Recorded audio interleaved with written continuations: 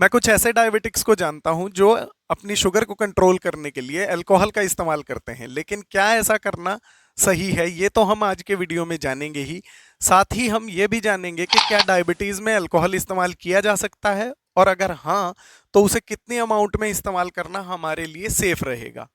हाय, मेरा नाम अलंकार धारीवाल है। मैं एक आयुर्वेदिक न्यूट्रिशनिस्ट हूँ। आयुर्वेद और न्यूट्रिशन के सिद्धांतों से हम सभी की सेहत में 4 चांद नहीं 8 चांद लगाए जा सकते हैं। कुछ रिसर्चेस में ये देखा गया है कि अगर आप मॉडरेट अमाउंट ऑफ अल्कोहल मील के साथ लेते हैं, ये जो है ये आपकी फास्टिंग ब्लड शुगर और फास्टिंग इंसुलिन लेवल्स को रिड्यूस करता है, और इससे ये आपका इंसुलिन रेजिस्टेंस को भी इंप्रूव कर देता है। लेकिन ऐसा कैसे होता है, आइए समझने की कोशिश करते हैं। जब भी आप मॉडरेट अमाउंट ऑफ अल्कोहल ले लेते हैं तो ये आपके शरीर में जाकर लिवर में मेटाबोलाइज होने लगता है, और यहाँ पर अल्कोहल जो है वो आपके लिवर को शुगर बनाने से तो रोक देता है, लेकिन वहीं जो है वो स्टोर्ड शुगर को रिलीज करवाने के लिए लिवर को सेंसिटाइज भी करता है, जिसकी मदद से वो आपकी बॉडी में ब्लड शुगर का बैलेंस बनाए रखता है। लेकिन अगर किसी वजह से आपके शरीर में स्टोर्ड शुगर की कमी है, या आपने अल्कोहल जो है वो बिना खाए पिए ही ले लिया है, तो इस स्थिति में आपको हाइपोग्लाइसीमिया का खतरा बढ़ जाता है। और जैसे जैसे आप अल्कोहल की अमाउंट को मॉडरेट अमाउंट से बढ़ाते चले जाते हैं तो आपका हाइपोग्लाइसीमिया का खतरा और ज्यादा होता चला जाता है, और कई बार तो ये जानलेवा भी साबित आपके लिए हो सकता है।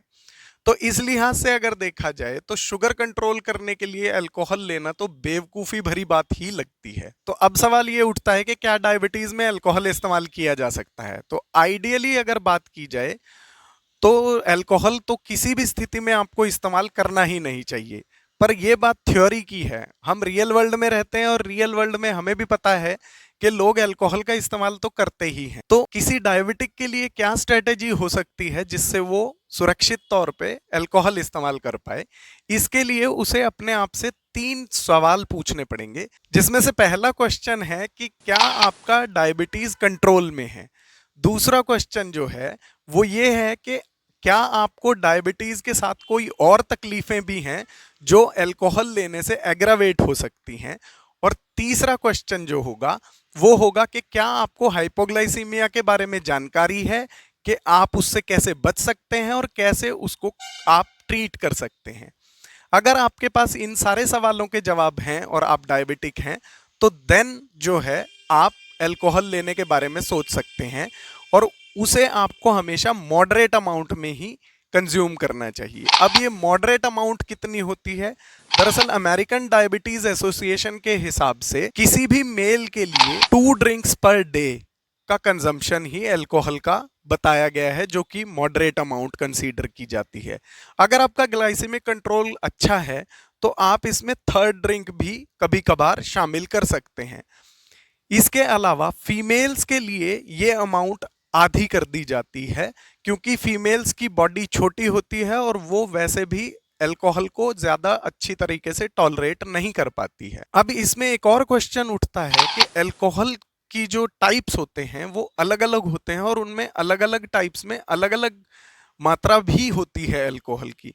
तो यहाँ पर ये मॉडरेशन की अमाउंट कैसे हम लागू करेंगे, उसके लिए हमने एक चार्ट यहाँ दिया हुआ है, उसे आप देख लीजिए, और उसके हिसाब से आप अलग अलग अल्कोहल्स को कंसीडर कर सकते हैं अमाउंट के हिसाब से।